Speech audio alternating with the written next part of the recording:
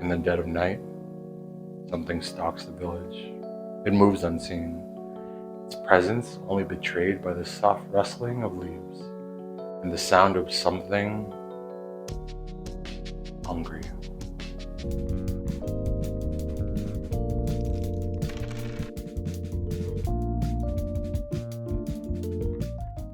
The Aswang, one of the most feared creatures in Filipino folklore, a shapeshifter, a hunter, a legend.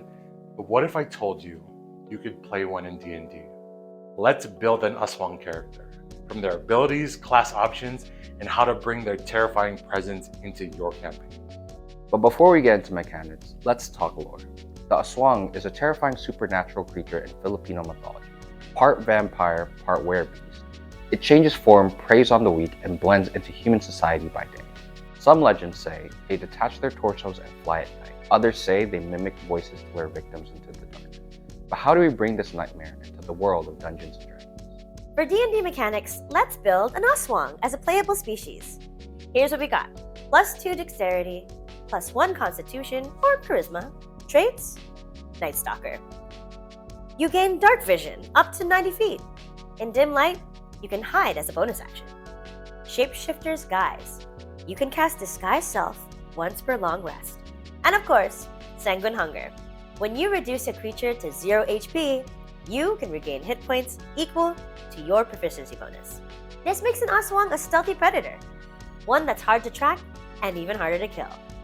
Alright, now it's time to talk about class synergy. What classes enhance the Aswang's predatory nature?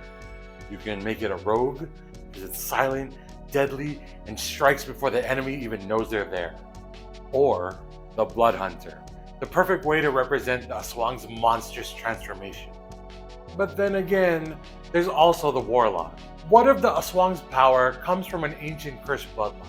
Each of these options enhances what makes an Aswang terrifying. Stealth, supernatural resilience, and a hunger for destruction. An Aswang isn't just a monster, it's a mystery.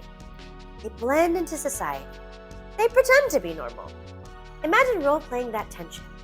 A party member who's hiding their hunger. A hero who's afraid they might become a villain. NPMs, Aswang NPCs make terrifying villains. What if a town's hero is actually draining life to sustain themselves? What if the party's ally vanishes every full moon? Think about that. The Aswang isn't just a monster. It's a legend waiting to be reborn in your D&D. Would you play one? Let me know in the comments, and if you love dark, mythical creatures in D&D, hit that subscribe button for more sinister builds and storytelling magic.